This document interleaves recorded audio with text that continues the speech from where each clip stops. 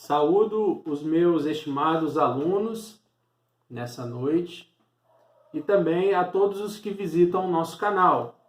Hoje nós vamos estar tratando do tema entre as diferenças da teoria darwinista ou teoria do evolucionismo em contraposição à teoria do design inteligente. Duas teorias muito importantes que tratam da questão das ciências naturais. E aí nós vamos ver o que a palavra de Deus nos traz de referência a respeito da natureza.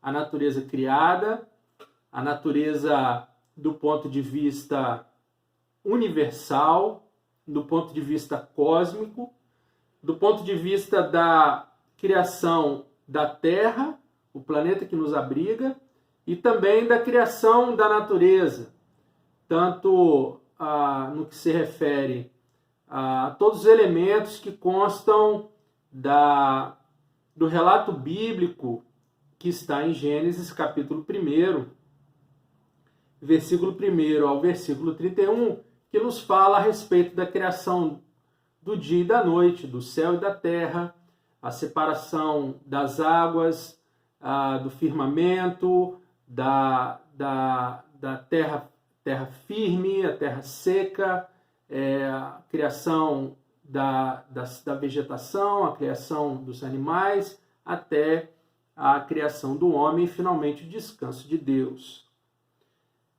O texto base para abordagem desse tema, a comparação entre o conflito entre a teoria darwinista e a teoria do design inteligente, o texto base bíblico, primeiro capítulo do Gênesis, versículo 1 e 2. No princípio criou Deus os céus e a terra. Então, a Bíblia declara na sua abertura, ou seja, num local extremamente importante, porque é a primeira informação que a Bíblia, como livro sagrado, livro produzido pelo Espírito Santo, inspirado pelo Espírito Santo, nos traz, é que Deus criou os céus e a terra. Então, os céus e a terra não foram criados ou não passaram a existir, segundo a Bíblia, a partir de um evento cataclísmico, através de um evento puramente físico ou de expansão ou retração, expansão de matéria, de partículas, mas que os céus e a terra, ou seja, tudo que nós conseguimos contemplar com os nossos olhos, foi criado por um ser inteligente e criativo chamado Deus. A terra, porém, estava sem forma e vazia. Então, a Bíblia nos fala que a terra ela era uma massa bruta, né? Como barro que precisa ser moldado para que tenha forma, para que se torne algo belo e que se torne algo funcional. Além disso, a terra estava vazia, ou seja, não havia na terra nada que a habitasse, não havia nada na terra que a embelezasse, além de torná-la funcional. Havia trevas sobre a face do abismo. Então existia um abismo, ou seja, um abismo é sinônimo de um buraco, ou um vazio, existia um vazio, e a face desse abismo, desse vazio, era trevas. Ou seja, não existia nada além de escuridão. E a Bíblia fala que o Espírito de Deus pairava por sobre as águas. Então nós vemos a existência de um vazio e a existência do Espírito de Deus. Então, no princípio, a vida que existia era Deus e o Espírito de Deus. O resto era escuridão, deformidade e vazio. É isso que a Bíblia nos fala no capítulo 1, versículo 1 e versículo 2. Na introdução, nós estudamos brevemente a respeito da teoria darwinista ou do evolucionismo, sem querer adentrar profundamente na questão científica, porque são questões complexas e a humanidade ainda caminha para conhecer toda a profundidade daquilo que foi criado por Deus, né? A ponto do pastor Russell Shedd dizer o seguinte,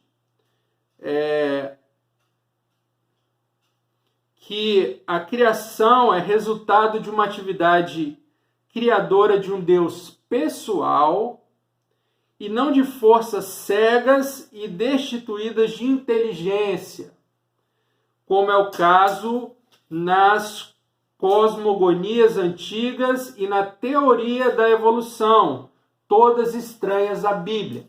Então, a teoria da evolução é uma teoria estranha à Bíblia, porque ela vai defender que a natureza foi criada por forças cegas e destituídas de inteligência, quando a Bíblia nos fala a respeito de um Deus criador. Não obstante, o fato de ser este capítulo incompleto do ponto de vista científico, é claro que Gênesis capítulo 1 não é um relato científico, é um relato breve a respeito de princípios fundamentais, princípios, tanto que Gênesis significa princípios, e um princípio fundamental que nós precisamos compreender é que nós vivemos debaixo da autoridade de um Deus criador e que mantém todas as coisas. Então, um capítulo incompleto do ponto de vista científico não se pode demonstrar que seja inexato cientificamente. Tudo que está em Gênesis 1 é confirmado ou tem se confirmado pela ciência. Religiosamente, este capítulo é exato e completo. Então, a Bíblia, como um livro teológico, ou seja, um livro que trata de conhecer a Deus, por isso a palavra teologia, ou um livro religioso, a palavra religiosa quer dizer ligação, religare, ou seja, religação entre o homem e Deus, entre o homem e o seu Criador, ele é completo naquilo que nós precisamos compreender a respeito da criação. E o primeiro princípio da criação é que Deus, um ser pessoal e inteligente, criou todas as coisas. A respeito da teoria da darwinismo ou o evolucionismo, que está contra esse relato, essa evidência bíblica, nós podemos citar um trecho extraído do livro de Richard Dawkins, que diz o seguinte: a evolução é um fato. Além de qualquer dúvida razoável, além de qualquer dúvida séria, além da dúvida sã, bem informada, inteligente, além de qualquer dúvida, a evolução é um fato. Essa palavra do maior representante do evolucionismo dos nossos dias, Richard Dawkins, evidenciam a maneira como a teoria da evolução é apresentada nos círculos acadêmicos. Verdade absoluta e incontestável, e qualquer tentativa de desafiá-la nada mais é do que uma manifestação de fundamentalismo religioso e não ciência. Então, toda vez que nós tentamos refutar, seja o nosso professor de escola, ou professor de faculdade, ou um cientista, principalmente aqueles que não têm temor a Deus, nós ouvimos berros e brados a respeito de que o evolucionismo é algo evidente. o que não é verdade, como nós vamos ver estudando a teoria do design inteligente e outros aspectos a respeito das teorias que tratam das ciências naturais. Nenhum cientista que deseja ser levado a sério pode advogar qualquer outra explicação para as origens que não seja alguma forma de evolucionismo, principalmente o darwinismo.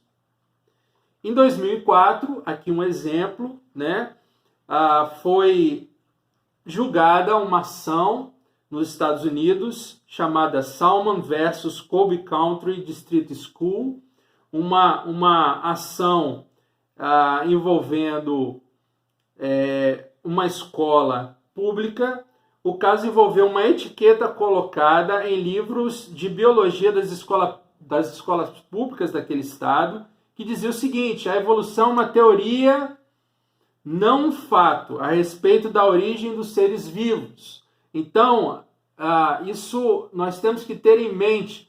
A teoria da evolução é uma teoria, ou seja, não é algo que está comprovado cientificamente em todos os seus aspectos.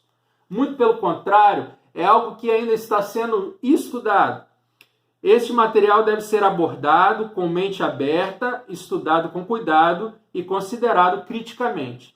Essa observação que constava desse livro de biologia nessa escola de Colby Country District School.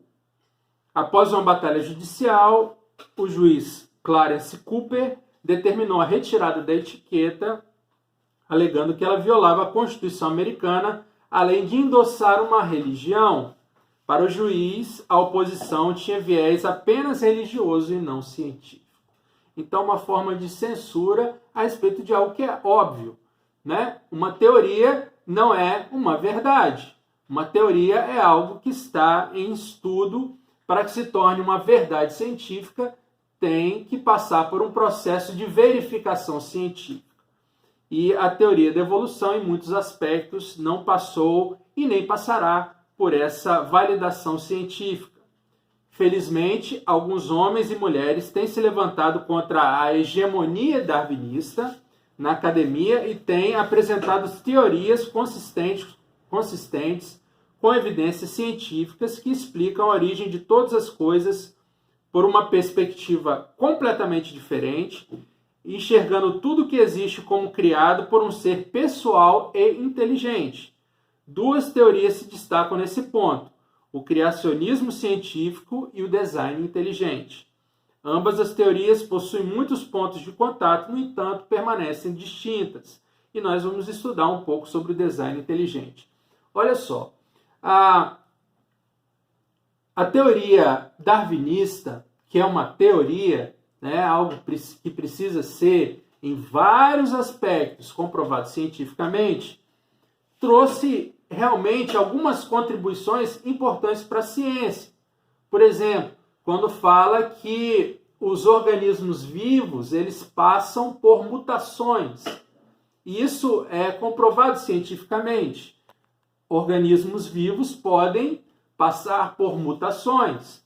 Uma outra questão que o evolucionismo trouxe para a ciência é a questão da adaptação. Ficou evidente para Charles Darwin e depois evidente também para a comunidade acadêmica, científica, que os seres vivos mais adaptáveis, mais que tenham características que o permitam se adaptar melhor ao meio ambiente, são aqueles que sobrevivem e se multiplicam e perpetuam uma determinada espécie. Porém, o evolucionismo ou o darwinismo, ele foi utilizado em muitos aspectos de uma forma bastante inescrupulosa, quando da sua aplicação no que diz respeito aos seres humanos e à sociedade. Por exemplo, quando nós estudamos o nazismo, nós podemos retornar na história e observar que os nazistas utilizaram em seu favor o evolucionismo para dizer, por exemplo, que a evolução das nações ou a evolução dos povos estava em etapas diferentes dentro da história. Ou seja, no aspecto do fascismo alemão ou do nazismo, os alemães ou o povo que compunha os povos germânicos, eles estavam numa etapa de evolução mais adiantada do que os outros povos da Terra. E por isso eles deveriam dominar os outros povos. Some-se a isso outras teorias, por exemplo, a teoria de Nietzsche sobre o super-homem, a teoria de Nietzsche, alguns escritos até de Lutero, que repreendia de forma dura a conduta dos judeus. Você tem toda uma miscelânea aí e você cria bases pouco científicas, especulativas, para cometer determinadas atrocidades, podendo se basear naquilo que se pode dizer como científico. Então se usa, né, uma teoria ou um conjunto de teorias e postulados filosóficos e religiosos para o seu próprio benefício. Então nós vemos uma falha, né, muito brutal dentro da teoria do evolucionismo quando ela é utilizada nas ciências sociais, né, para explicar as sociedades, para explicar como os seres humanos se organizam como sociedade. Uma outra aplicação extremamente equivocada, né, para não dizer uma aplicação obtusa, uma aplicação corrupta do evolucionismo, é quando o evolucionismo é aplicado aos seres humanos. Quando se advoga, por exemplo, a evolução das espécies. Quando se advoga que a origem das espécies dentro do aspecto dos seres humanos, para dizer que nós, seres humanos, evoluímos dos primatas, evoluímos dos macacos. Quando a Bíblia nos fala que Deus criou o homem, Deus criou a mulher, Deus não criou os macacos e aí nós evoluímos dos macacos. Deus criou o homem e a mulher. E é de uma corrupção tão grande a aplicação da teoria darwinista ou do evolucionismo à compreensão do que é o ser humano, que chega a ser absurdo, que chega a ser patético, chega a ser aquilo que no futuro será objeto de piada na comunidade científica. Por quê? Porque um animal, por exemplo, um primata, um gorila, ou um chimpanzé, ou um macaco prego, enfim, qualquer primata, ele não tem autoconsciência. Ele não consegue olhar para si mesmo e se ver como um ser vivo, um ser inteligente, um ser que tem vontade, um ser que pode sonhar, um ser que pode planejar. Ele também não tem consciência do outro. O seu relacionamento com os outros seres da mesma espécie e com seres de outras espécies é apenas instintivo, é movido por desejo de desejos primários, né? Alimentação, desejo sexual, uso da violência para a perpetuação da espécie. Então, como comparar o ser humano com um primata e dizer que nós evoluímos do primata, seres, criaturas que não têm consciência nem do que são. Um outro aspecto importante é que só o ser humano ele possui espiritualidade. Nós vimos na primeira aula que eu mandei para vocês do pastor Heber Campos, o ser humano é um ser adorador, é um ser que tem capacidade de compreender coisas imateriais, é capaz de planejar, é capaz de sonhar e é capaz de adorar, é capaz de louvar, é capaz e sente o desejo de se curvar diante de algo maior. Desde o princípio da Bíblia, desde dos primeiros capítulos até o último capítulo, nós vemos o ser humano como um ser adorador. E os animais, em geral, mesmo os primatas, não são adoradores. Você não vai ver um macaco construir um altar e adorar um deus, ou deuses, ou que seja o que for, porque ele não tem essa capacidade, porque ele não foi criado à imagem e semelhança de Deus como nós fomos criados. Então, muitos aspectos radicais nos colocam extremamente distantes de outros animais.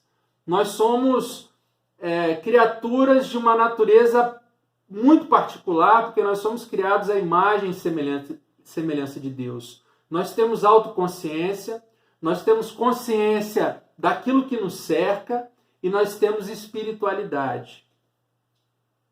Um outro aspecto de uma aplicação corrupta do darwinismo ou do evolucionismo é a respeito daquilo que é primordial que nós estamos estudando, que é sobre a criação do cosmos, a criação da natureza, a criação dos planetas, a criação de tudo que existe.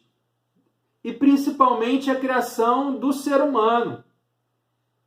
O pastor Hernandes, quando nós estudamos o evolucionismo, vai se dizer que, como eu li aqui na opinião do pastor Russell Shedd, os evolucionistas eles vão dizer que nós somos criados por forças cegas e destituídas de inteligência, processos físicos, processos químicos e físicos criaram a natureza e o ser humano numa parcela de tempo bastante extensa até chegarmos aos dias de hoje. E o pastor Hernandes, por exemplo, ele vai dizer que isso é tão absurdo quanto você querer dizer que você pode criar um avião a partir da junção aleatória das suas peças. Como é que nós vamos criar um avião? Pega um avião, bota todas as peças de um avião juntas, e aí fatores químicos e físicos vão associar essas peças de tal forma que isso vai virar um avião. Isso é absurdo. E olha que o corpo humano, ou o corpo de qualquer animal pluricelular, é muito mais complexo do que uma máquina como um avião. Então, quando nós olhamos para o ser humano e a sua complexidade física, quando nós olhamos para os outros animais, pode ser para uma planta, pode ser para um animal doméstico, ou nós vemos uma complexidade extremamente profunda. Então, é de uma corrupção, é de um descaramento tão grande a aplicação do evolucionismo ou da teoria darwinista no que se refere às ciências sociais, no que se refere ao ser humano, no que se refere à criação, que no futuro vai ser objeto de piada pela comunidade científica. Isso eu não tenho dúvida. Eu já mandei para vocês um vídeo do autor brasileiro Ariano Suassuna. Ariano Suassuna já é falecido, um autor muito, muito consagrado, e ele, um grande intelectual, ele era muito requisitado para dar palestras em universidades e faculdades, em meios acadêmicos. E um dia ele estava diante de uma plateia e perguntaram para ele a respeito de Deus, a respeito da criação, a respeito dessas coisas todas que nós estamos tratando nessa aula. E ele falou, primeiro, que eu sou um sertanejo, e todo sertanejo é cético.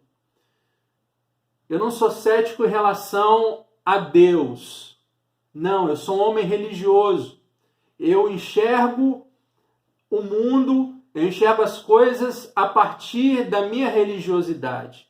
Mas eu sou um homem cético a respeito daquilo que os outros homens me apresentam como verdadeiro.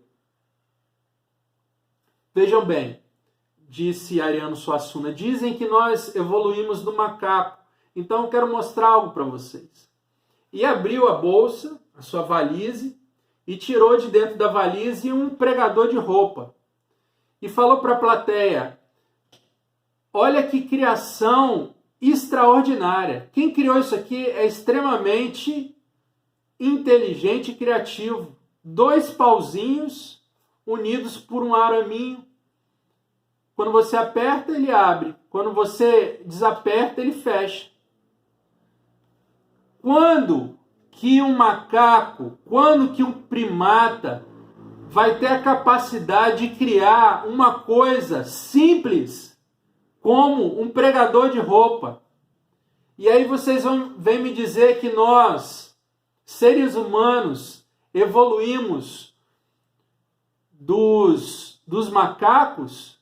Eu não quero nem falar da Nona Sinfonia de Mozart, eu não quero nem falar da Divina Comédia, para não humilhar os macacos. É assim que ele fala no vídeo.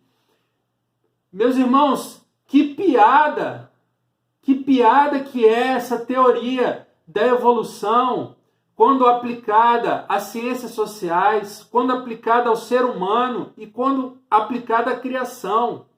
A teoria da evolução, ou darwinismo, tem alguns aspectos realmente úteis no que trata, como eu falei, da mutação dos seres vivos, da adaptação dos seres vivos, mas tirando isso, 90% daquilo que ela apresenta como conhecimento é teoria, é algo não comprovado. E quando aplicado de forma indiscriminada nas ciências sociais, nas ciências humanas, e para explicar a natureza, chega a ser uma piada. Chega a ser uma piada. Mas como nós podemos tratar a questão dentro das ciências naturais se nós não podemos nos valer do evolucionismo ou do design inteligente, do evolucionismo ou do darwinismo? E aqui nós apresentamos 2 teorias, que é o criacionismo científico e o design inteligente. E nós vamos estudar a respeito do design inteligente. O design inteligente se constitui hoje não apenas numa teoria, mas num movimento que conta com a arrojada participação de cientistas e estudiosos oriundos de vários ramos do conhecimento. Matemáticos, neurocientistas, físicos, biólogos, bioquímicos, geneticistas e muitos outros. O pioneiro, William Paley, um teólogo e filósofo britânico que viveu entre 1743 e 1805. Ele escreveu uma obra chamada Natural Theology, em que ele argumenta que se alguém atravessasse um campo e se deparasse com um relógio, imediatamente concluiria pela existência de um relojoeiro. A complexidade e o propósito do relógio apontam para o fato de que ele não pode ser o resultado de causas não dirigidas, não inteligentes. Pelo contrário, ele é produto de um design. Então, quando nós olhamos um relógio, nós, de pronto, digamos que a primeira vez que nós observamos um relógio, nós vamos dizer, isso foi criado por alguém. Isso não se criou de outro igual, né? Não nasceu de outro relógio. Né? Esse relógio, ele tem um propósito, ele tem uma finalidade e ele tem um design. Ele tem uma forma de funcionar e uma funcionalidade. Então, isso foi criado por alguém. É a mesma coisa quando nós observamos a natureza. Nós observamos a natureza, especialmente o ser humano, e dizemos, opa, isso foi criado por alguém. Isso não veio do nada. Teve alguém inteligente por trás dessa criação. Na próxima aula, nós continuaremos falando mais a respeito do design inteligente. Desejo que Deus abençoe a mente e o coração de vocês para que tenham capacidade de compreender o que nós estamos estudando e, acima de tudo, que Deus desperte o amor de vocês pela palavra. Deus os abençoe. Até a próxima aula.